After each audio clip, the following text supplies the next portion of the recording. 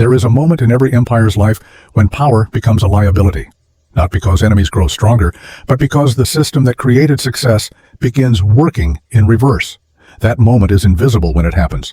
Reserve currencies don't collapse from shock. They collapse from arithmetic. Portugal didn't fall because it was conquered. The Dutch didn't fall because trade stopped. Britain didn't fall because the world rejected them. They fell because their currency reached a stage where the math no longer worked. Today, the US dollar occupies a position no currency has ever held at this scale. It underpins global trade, global debt, global savings, and global trust. That sounds like dominance. Historically, it's the midpoint. Since 1944, the dollar has moved through the same 7 stages every reserve currency before it moved through. Each stage feels logical on its own. Each decision feels justified. Each step feels manageable. Until suddenly, it isn't. This isn't about predicting collapse tomorrow. It's about recognizing structure. Across 600 years, the pattern has never changed. The names change. The technology changes. The confidence changes. The outcome does not. At first, decline looks like prosperity. Then, it looks like stability. Only later does it reveal itself as erosion. The most dangerous myth is believing collapse looks dramatic. It never does. By the time it becomes obvious, the system has already passed the point where belief can save it, and history never offers do-overs. Every reserve currency collapse begins with the same mistake. Not weak armies, not empty treasuries, but belief. The belief that this time is different. When a currency sits at the center of the world for long enough, permanence starts to feel natural. Entire generations grow up knowing nothing else. Markets price everything in it. Governments plan around it. People save their lives in it. And slowly, quietly, the idea forms that this system isn't just dominant, it's permanent. Portugal believed that when its ships controlled the oceans.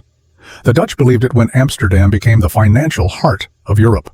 Britain believed it when the sun never set on its empire. And America believes it now, because permanence doesn't announce itself as arrogance. It disguises itself as confidence, as stability, as common sense. Why question the system that feeds you? Why doubt the currency that pays your salary, funds your government, and underwrites global trade? This belief is the most dangerous stage of all, because it makes decline invisible while it's happening. The currency doesn't collapse overnight. Nothing dramatic breaks. Life continues. Markets function. Stores stay stocked. And that's exactly why people miss it. By the time doubt enters public conversation, the foundations are already compromised. The debt is already too large. The deficit's already permanent. The incentives already broken. Every empire assumes decline looks obvious. It never does. It looks like normal life, just slightly more expensive every year. It looks like stability, quietly eroding from the inside. And the moment a society becomes convinced its currency cannot fail, history says it already has. To understand why this pattern repeats, you first need to understand what a reserve currency actually is. It isn't just a strong currency. It isn't just widely used. And it isn't about national pride. A reserve currency is the money the world is forced to use. When countries trade with each other, they don't settle in trust. They settle in currency. When oil is sold, when food crosses borders, when debts are paid, one currency becomes the neutral ground everyone agrees on. That currency becomes the reserve. It's what central banks stockpile in their vaults. It's what global commodities are priced in. It's what international loans are denominated in. When your currency becomes that standard, something extraordinary happens. The entire world needs your money, even if they don't need your products. To buy oil, they need your currency. To balance trade, they need your currency. To hold safe assets, they need your bonds. This creates what economists call privilege. But privilege is too soft a word. It's power. You can print money and exchange it for real goods. Other nations must work, produce, and export to earn that same currency. You can run trade deficits without consequence. Because the world needs your money more than you need theirs, you can borrow cheaply, endlessly, because global demand for your debt isn't optional. It's structural. This is why reserve currency status is the ultimate economic weapon. It replaces armies with balance sheets, cannons with contracts. Except 5K characters. And it's why empires fight to achieve it, and why they collapse once the cost of maintaining it becomes greater than the benefit. Because the same system that gives a nation extraordinary power slowly rewires its economy in ways that guarantee future failure. And once that process begins, it doesn't stop on its own. History doesn't hide this process. It repeats it, over and over. Every reserve currency passes through the same sequence of stages. Not because leaders make the same mistakes, but because the system itself produces the same outcomes. Think of it less like a political failure and more like gravity. Once a nation reaches reserve currency status, certain things become inevitable. The incentives shift, the behavior changes, and the path forward narrows until only one direction remains. This is the 7-stage cycle. It always begins the same way, with dominance, with control, with undeniable strength. That strength forces the world to use your currency, not by agreement, but by necessity. Then comes wealth, massive surpluses, capital flowing inward from every corner of the world. A golden age that convinces the nation it has cracked the code of history. At the peak, the world formalizes what already exists. Your currency becomes the official standard. The system locks in. And paradoxically, that moment of recognition becomes the beginning of decline. Because from that point forward, the world needs your money more than your goods. Production slows. Consumption rises. Deficits replace surpluses. Debt replaces discipline. And when borrowing reaches its limits, money printing takes its place. Confidence erodes, quietly at first, then visibly. Nations begin searching for alternatives, not out of rebellion, but survival. And finally, the replacement happens. Not with a speech, not with an announcement, but with abandonment. The world simply moves on. 7 stages, 4 completed cycles, 6 centuries of evidence. Once a nation passes the midpoint, history shows no examples of reversal, only variation in speed. The only question is never if. It's where you are when you realize it. And right now, that's the question facing the dollar. Every reserve currency is born the same way, not through trust, not through innovation, but through control. Before a currency can dominate global trade, its nation must dominate the routes trade depends on. This isn't about raw military strength. It's about controlling the arteries of the world economy, the narrow passages where commerce has no alternative path. Ports, straits, canals, sea lanes. Whoever controls those controls trade. And whoever controls trade decides which currency matters. Portugal was the first to understand this. In the 15th century, while most of Europe stayed near the coast, Portuguese ships crossed open oceans. In 1488, they rounded the Cape of Good Hope, opening a sea route to Asia that bypassed Ottoman-controlled land routes entirely. That single breakthrough reshaped global commerce. Portugal didn't just trade through these routes, it militarized them. Fortified ports appeared at strategic choke points across the Indian Ocean and beyond. Goa, Malacca, Macau, Mozambique. These weren't markets, they were armed checkpoints. If you wanted spices from Asia, you paid Portugal. If you wanted to trade in those waters, you used their currency. If you refused, your ship was seized or sunk. The Portuguese real became an international currency not because it was better, but because cannons enforced it. The Dutch followed the same pattern in the 17th century. Their East India Company wasn't just a business, it was a state-backed military force. Trade followed power. Britain later perfected the model. And after World War II, the United States inherited it. This is stage 1, overwhelming control of global trade routes. Once a nation reaches this point, the rest of the cycle begins automatically. Wealth starts flowing in, not slowly, not evenly, but relentlessly. When trade is forced through your system, you capture the spread. You buy goods cheaply at the source and sell them dearly at the destination. You don't need to innovate. You don't need to outproduce. You just need to sit at the center and take a cut of everything that passes through. This is the age of surpluses. Portugal experienced it first in the 16th century. Spices from Asia, silk, porcelain, all passed through Portuguese-controlled routes. These goods sold in Europe for many times their original cost. Ships returned to Lisbon heavy with profit. The trade surplus was so large that the crown could fund its government without heavily taxing its own people. To the outside world, it looked like genius. To those living inside it, it felt like destiny. The Dutch took this model and refined it. Amsterdam became the warehouse of the world. Goods from Asia, Africa, and the Americas flowed through Dutch ports, were stored, insured, financed, and resold. The Dutch weren't just traders. They were global arbitrage machines. Buy low in one market, sell high in another.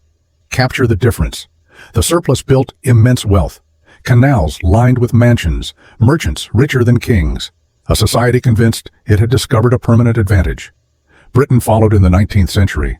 Manufactured goods poured out of British factories while raw materials flowed in at prices set in London.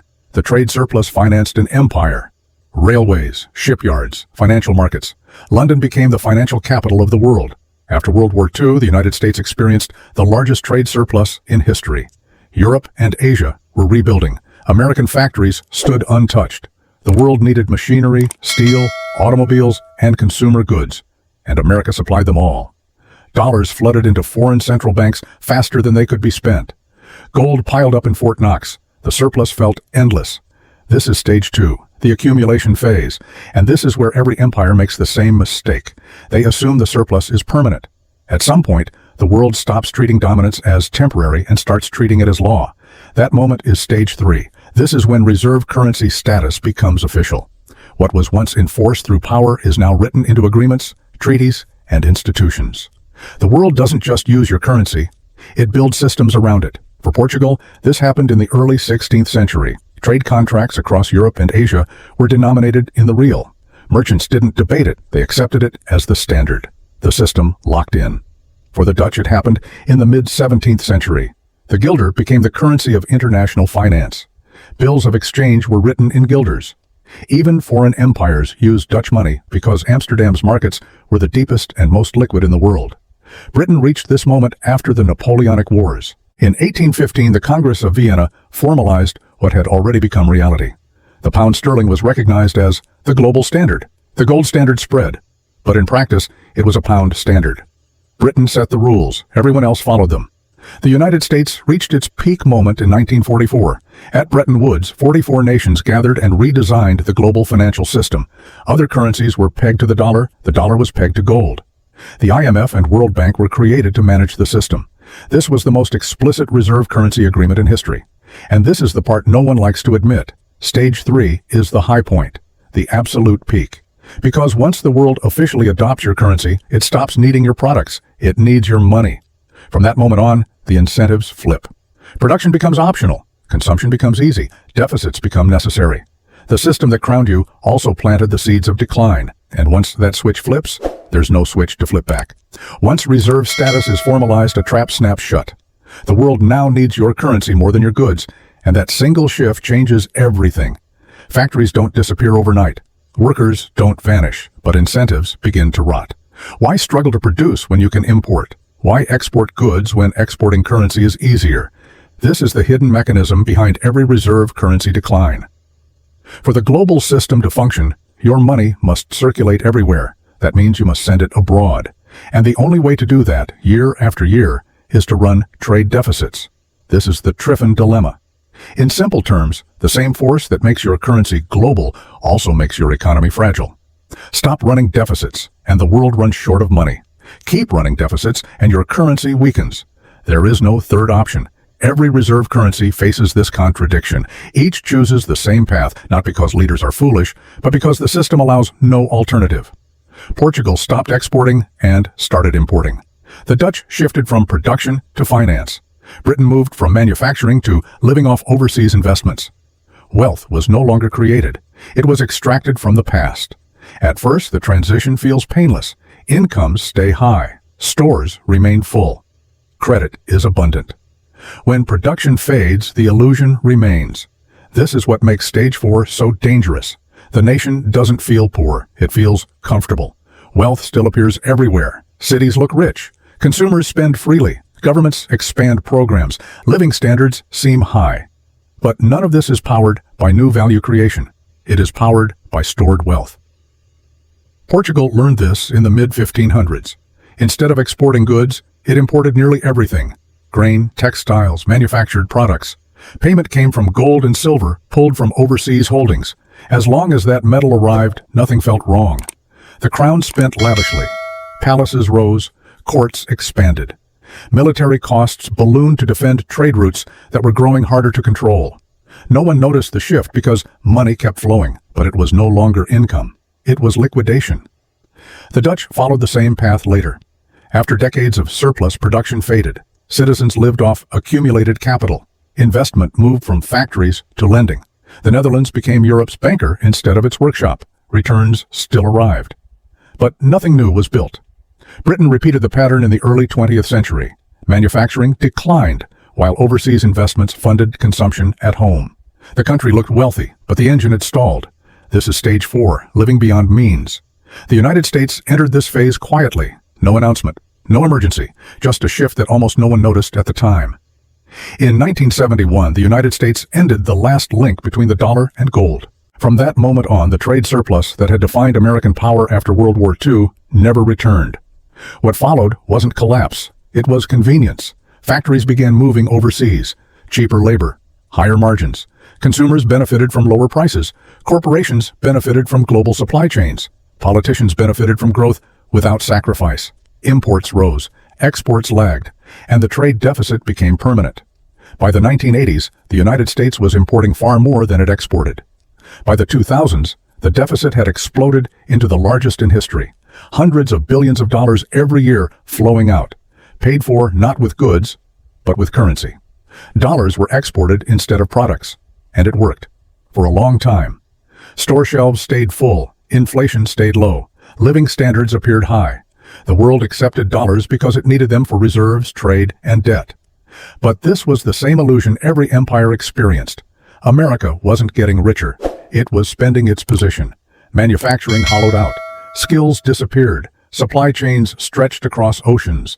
The economy shifted from building things to moving money. None of this felt like decline. It felt like progress. That's what makes Stage 4 so deceptive. Because by the time the consequences become obvious, the foundation is already gone.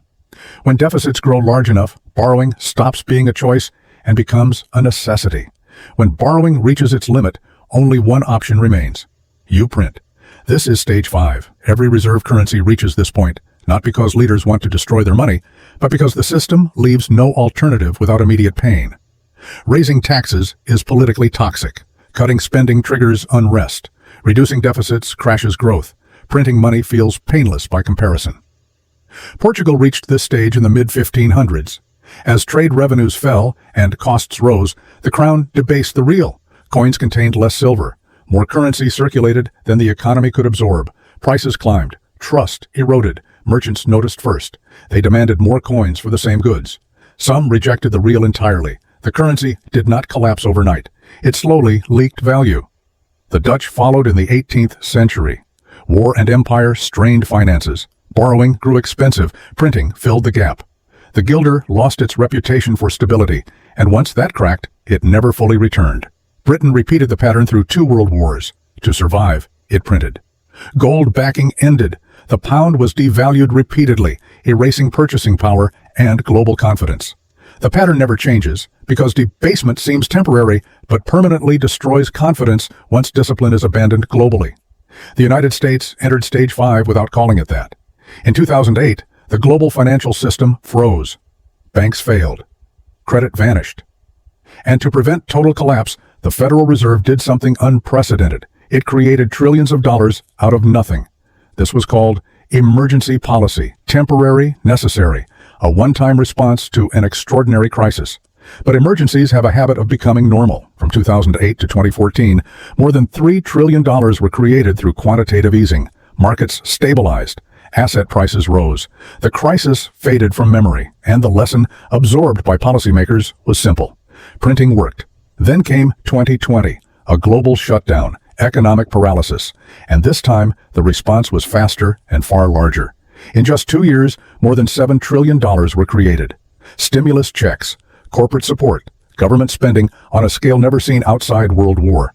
The money supply exploded. At first, it felt like relief. Then prices began to rise. Inflation wasn't framed as debasement. It was called temporary, transitory, a supply issue. But history has seen this language before. The effect was familiar. Every dollar bought less. Savings quietly lost value. Wages lagged behind prices. And because the dollar is global, the consequences didn't stop at America's borders. When the Fed prints, inflation is exported. Other nations holding dollars watch their reserves lose purchasing power in real time. This is what debasement looks like in a fiat system. Not clipped coins, but diluted value. Stage 5 doesn't announce collapse. It announces strain. And strain is when confidence begins to fracture, slowly, then all at once. Confidence doesn't vanish overnight. It erodes. This is Stage 6. It begins quietly, far from public debate, not with protests or headlines, but with balance sheets changing behind closed doors. Central banks start adjusting their reserves. Trade agreements quietly shift terms. Alternatives are explored, not announced. Portugal saw this first in the late 1500s. Merchants who had accepted the real for decades began asking for Spanish silver instead, not out of rebellion, but prudence. They had watched debasement eat away value, and they acted accordingly. The Dutch experienced it in the 1700s. The guilder was still used, still respected, but no longer trusted as the unquestioned standard. London replaced Amsterdam as the center of finance before most people realized a transition was happening. Britain's loss of confidence was faster. After World War II, massive debts and repeated devaluations shattered trust. In 1949, the pound lost nearly a third of its value overnight. Nations holding pounds learned a brutal lesson. Within 15 years, the world had moved on.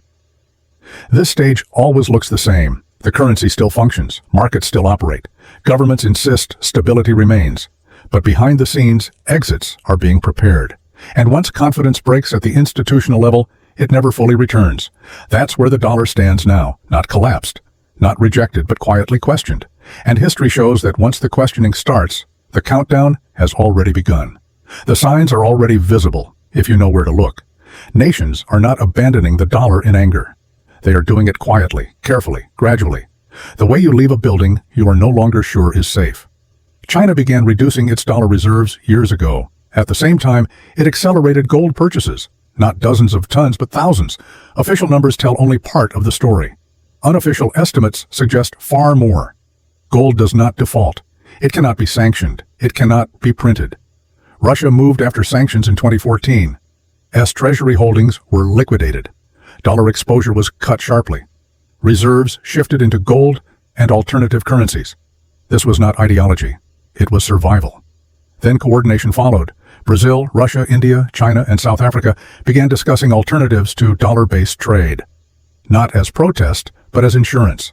In 23, they announced plans for a shared settlement system.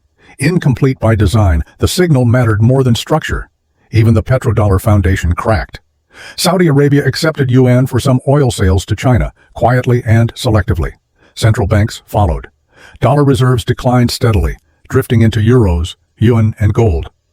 This is stage 6, preparation, before transition accelerates across global finance. Stage 7 never arrives with an announcement. There is no vote, no summit, no declaration that the old system is over. It ends the way trust always ends, through absence. At some point, merchants stop pricing contracts in the old currency. Banks stop settling large trades with it. Central banks stop treating it as a foundation and start treating it as exposure. The Portuguese real didn't collapse in a single moment. It was slowly replaced by Spanish silver. Merchants preferred coins backed by active minds over a debased currency backed by memory. Within 2 decades, the real was irrelevant. The Dutch guilder followed the same path. As Britain's industrial power grew and London's markets deepened, trade naturally shifted. No one needed to ban the guilder. They simply stopped choosing it. By the early 1800s, it was regional, not global. The British pound's fall was faster. After World War II, repeated devaluations destroyed confidence. Contracts moved to dollars. Reserves shifted. By the 1960s, the transition was complete. Replacement doesn't require collapse first. Replacement creates collapse.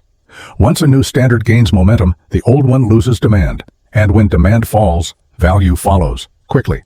This is the phase everyone thinks they'll see coming. They never do, because by the time stage 7 is obvious to the public, the decision has already been made elsewhere. And when that decision spreads, the exit doors close faster than anyone expects.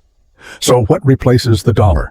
That question always appears at this stage of the cycle, and history gives an uncomfortable answer.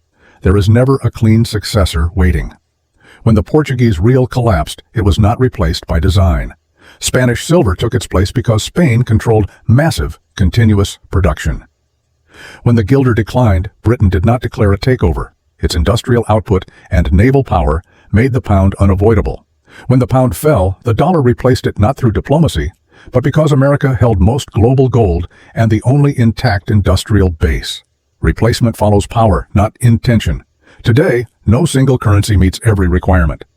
China has production and trade surpluses, but lacks military control of global routes. The yuan is not freely convertible, and capital controls limit trust. The euro is widely used, but Europe remains fragmented. Different debts, different fiscal rules, one currency, many governments. Under pressure, that structure strains. Gold is rising again, Central banks are buying at the fastest pace in decades. It cannot be printed or sanctioned, but it cannot scale to handle daily global trade alone. The most likely outcome is fragmentation, with regional currencies, trade blocs, and instability replacing global monetary order. And messy transitions are where real damage happens. What makes this cycle different isn't the pattern, it's the scale. Every previous reserve currency collapse was contained. Regional: when the real fell, it hit Portugal and its trading partners. When the guilder declined, Northern Europe absorbed the shock. When the pound lost its status, Britain and the Commonwealth suffered. But the world moved on. The dollar is not regional. It's everywhere. Global debt is denominated in dollars. Commodities are priced in dollars. Central bank reserves are held in dollars. Corporations borrow in dollars, even when they operate thousands of miles from America. Over $70 trillion in global bonds alone are tied to the dollar. That means when confidence in the dollar weakens, the damage doesn't stop at borders. It ripples through every balance sheet, every pension fund, every government budget on Earth. Emerging markets feel it first. Dollar-denominated debt becomes harder to service.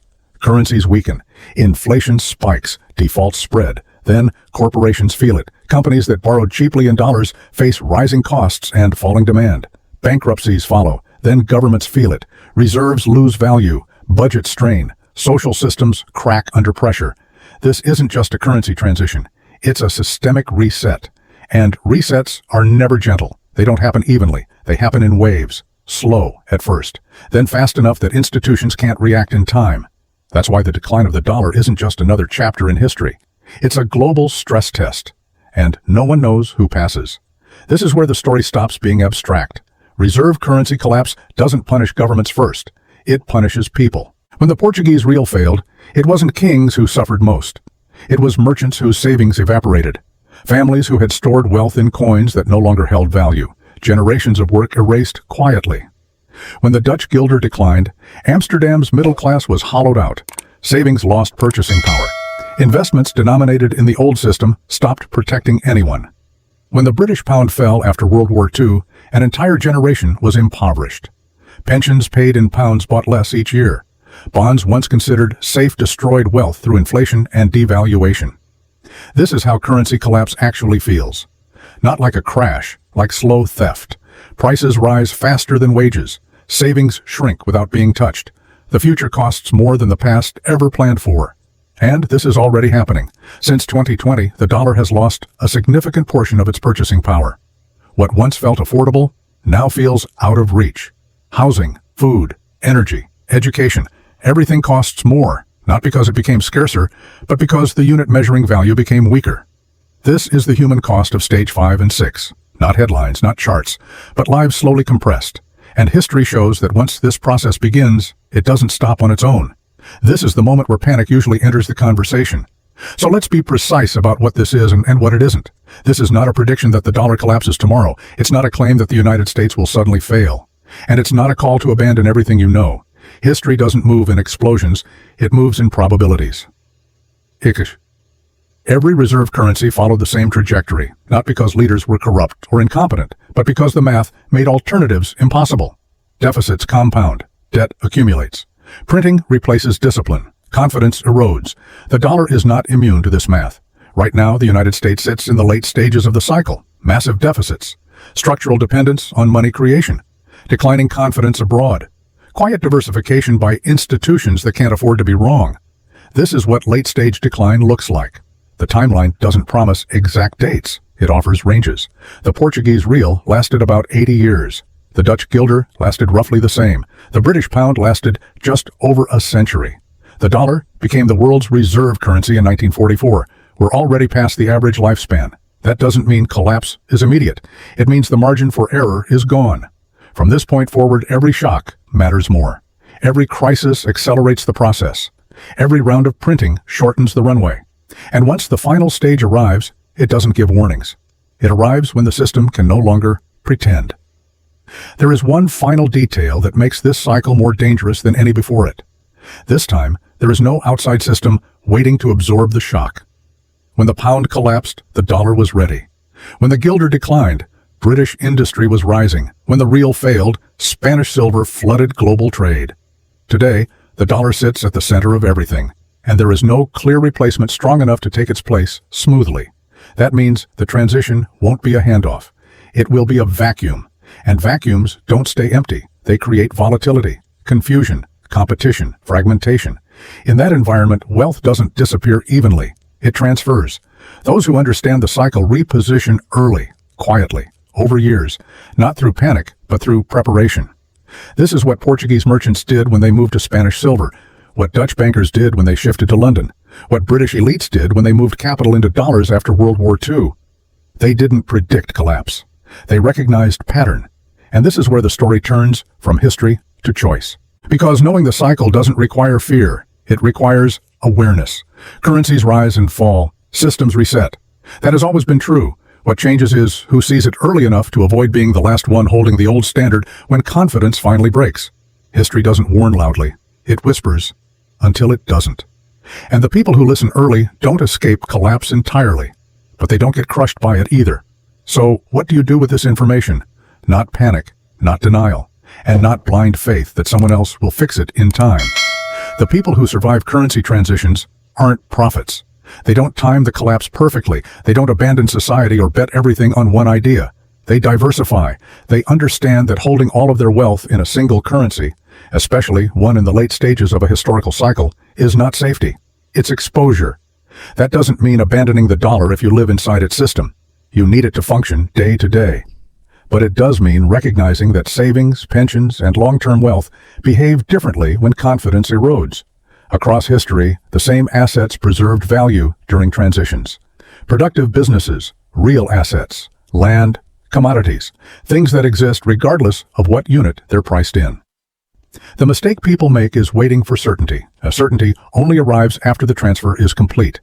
By the time collapse is obvious, positioning is no longer possible.